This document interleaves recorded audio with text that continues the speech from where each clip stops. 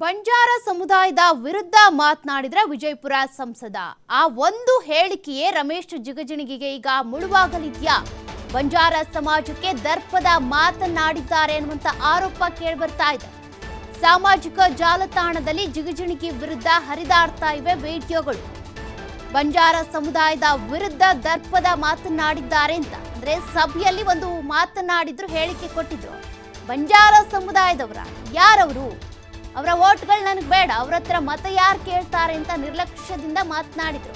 ಹಾಗಾಗಿ ಈಗ ಬಿಜೆಪಿಯ ಅಭ್ಯರ್ಥಿಯನ್ನ ಬದಲಾಯಿಸಬೇಕು, ಬಂಜಾರ ಸಮುದಾಯದವರಿಗೆ ಟಿಕೆಟ್ ಕೊಡಬೇಕು ಅಂತ ಒತ್ತಾಯಗಳು ಕೇಳಿ ಬರ್ತಾ ಇವೆ. ರಾಜಕೀಯ ಶಾಶ್ವತ ಬಹಿಷ್ಕಾರಕ್ಕೆ ಹಲವು ಸಂಘಟನೆಗಳು ಈಗಾಗಲೇ ಮನವಿಯನ್ನ ಕೂಡ ಮಾಡಿದ್ದಾವೆ. ಜಿಗಜಿಣಗಿ ಗೆಲುವಿನ ನಾಗಾಲೋಟಕ್ಕೆ ಬ್ರೇಕ್ ಹಾಕುತ್ತಾ ಹಾಗಾದ್ರೆ ಈ ದುಬಾರಿ ಮಾತು? ಬಂಜಾರ ಸಮುದಾಯದ ವಿರುದ್ಧ ಮಾತನಾಡಿದ್ದಾರಲ್ಲ ಜಿಗಜಿಣಗಿ ಅವರು, ಆ ಮಾತೆ ಈಗ ಅವರಿಗೆ ಮುಳುವಾಗುತ್ತಾ? ಆ ಒಂದು ಹೇಳಿಕೆಯ ವಿರುದ್ಧ ಈಗ ಸಾಕಷ್ಟು ಆಕ್ರೋಶ ಆರೋಪಗಳು ಕೇಳಿಬರ್ತಿದ್ದಾವೆ. ಅದೇ ರೀತಿಯಾಗಿ ಅಭ್ಯರ್ಥಿಯನ್ನ ಬದಲಾವಣೆ ಮಾಡಿ ಬಂಜಾರ ಸಮುದಾಯದ ಡಾಕ್ಟರ್ ಬಾಬು ರಾಜೇಂದ್ರ ನಾಯ್ಕ್ ಏನಿದ್ದಾರೆ ಅವರಿಗೆ ಟಿಕೆಟ್ ಕೊಡಿ ಅನ್ನುವಂಥ ಒತ್ತಾಯಗಳು ಕೇಳಿಬರ್ತಿವೆ. ಹಾಗಾಗಿ ಈಗ ರಮೇಶ್ ಜಿಗಜಿಣಗಿ ಅವರಿಗೆ ಅವರು ಕೊಟ್ಟಂತಹ ಹೇಳಿಕೆಯೇ ಮುಳುವಾಗ್ತಾ ಇದೆ. ಆ ಒಂದು ಸಭೆಯಲ್ಲಿ ಮಾತನಾಡಿದ್ರಲ್ಲ ಬಂಜಾರ ಸಮುದಾಯದವರು, ಅವ್ರು ಯಾರು? ಅವ್ರ ಮಾತುಗಳನ್ನ ನಾವ್ಯಾಕೆ ಕೇಳ್ತೀವಿ? ಅವ್ರ ಮಾತುಗಳು ನನಗೆ ಬೇಡವೇ ಬೇಡ ಅನ್ನೋ ರೀತಿಯಾಗಿ ಮಾತನಾಡಿದ್ರು ನಿರ್ಲಕ್ಷ್ಯದಿಂದ. ಆದರೆ ಅವರ ಪ್ರತಿಕ್ರಿಯೆ ಕೇಳಿದಂಥ ಸಂದರ್ಭದಲ್ಲಿ ನಾನೇನು ಬಂಜಾರ ಸಮುದಾಯಕ್ಕೆ ಬೈದಿಲ್ವಲ್ಲ ಅಂತ ಕೂಡ ಸಮರ್ಥನೆ ಮಾಡ್ಕೊಂಡಿದ್ದಾರೆ. ಅವರ ವಿರುದ್ಧ ಈಗ ಒಂದಷ್ಟು ಆಕ್ರೋಶ, ಅದೇ ರೀತಿಯಾಗಿ ಅಭ್ಯರ್ಥಿ ಬದಲಾವಣೆ ಆಗಬೇಕು ಅನ್ನುವಂಥ ಒತ್ತಾಯಗಳು ಕೇಳಿಬರ್ತಿವೆ.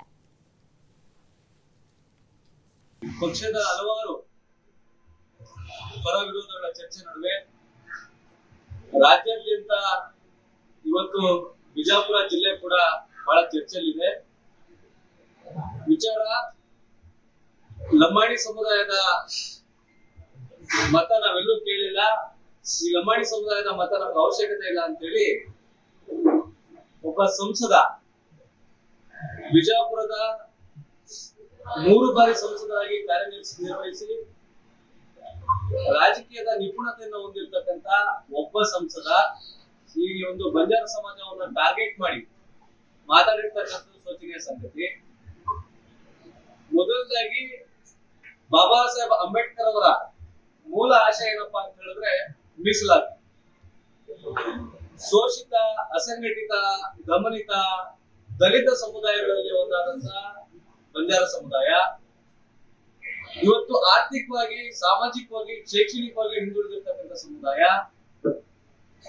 ಈ ಸಮುದಾಯ ಅಭಿವೃದ್ಧಿ ಆಗ್ಬೇಕಂತ ಹೇಳಿದ್ರೆ ರಾಜಕೀಯ ಸ್ಥಾನಮಾನಗಳು ನಮಗೆ ಬಹಳ ಅವಶ್ಯಕವಾಗಿ ಬೇಕಾಗಿದೆ. ಈ ಒಂದು ರಾಜಕೀಯ ಸ್ಥಾನಮಾನಗಳನ್ನ ಪಡೆಯಬೇಕಾದ್ರೆ ಏನು ವಿಧಾನಸಭಾ ಚುನಾವಣೆಗಳಾಗಿರ್ಬೋದು, ಅಥವಾ ಲೋಕಸಭಾ ಚುನಾವಣೆಗಳಾಗಿರ್ಬೋದು, ಅಥವಾ ರಾಜ್ಯಸಭಾ ಚುನಾವಣೆಗಳಾಗಿರ್ಬೋದು, ಎಲ್ಲಾ ಚುನಾವಣೆಗಳಲ್ಲಿ ಈ ಹಿಂದುಳಿದ ಸಮುದಾಯಗಳಿಗೆ ಪ್ರಾತಿನಿಧ್ಯ ನೀಡಿದಾಗ ಈ ಸಮುದಾಯಗಳು ಕೂಡ ಅಭಿವೃದ್ಧಿಗೆ, ಸಾಮಾಜಿಕ ಮುಂಚೂಣಿಗೆ ಬರ್ತವೆ ಅಂತ ನಾನು ಆಶಿಸ್ತೇನೆ. ಪಕ್ಷದ ಹಲವಾರು ಪರ ವಿರೋಧಗಳ ಚರ್ಚೆ ನಡುವೆ ರಾಜ್ಯಾದ್ಯಂತ ಇವತ್ತು ಬಿಜಾಪುರ ಜಿಲ್ಲೆ ಕೂಡ ಬಹಳ ಚರ್ಚೆಯಲ್ಲಿದೆ. ವಿಚಾರ ಲಂಬಾಣಿ ಸಮುದಾಯದ ಮತ ನಾವೆಲ್ಲೂ ಕೇಳಿಲ್ಲ, ಈ ಲಂಬಾಣಿ ಸಮುದಾಯದ ಮತ ನಮ್ಗೆ ಅವಶ್ಯಕತೆ ಇಲ್ಲ ಅಂತೇಳಿ ಒಬ್ಬ ಸಂಸದ, ಬಿಜಾಪುರದ 3 ಬಾರಿ ಸಂಸದರಾಗಿ ಕಾರ್ಯನಿರ್ವಹಿಸಿ